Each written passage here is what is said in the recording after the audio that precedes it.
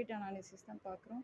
So இப்போ நம்ம வந்து ஆர்எம்எஸ் வேல்யூ அனலிட்டிக்கல் மெத்தட் பார்க்குறோம். அனலிட்டிக்கல் மெத்தடில் அன்சிமெட்ரிக்கல் வேவ் ஃபார்முக்கு ஃபார்முலா வந்து IRMS square equal to 1/2 pi integral of 0 to 2 pi I square d theta or 1 by capital T integral of 0 to t I square dt.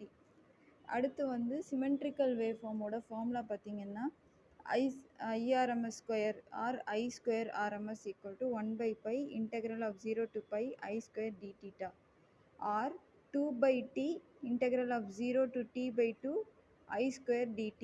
இது ஒரு formula.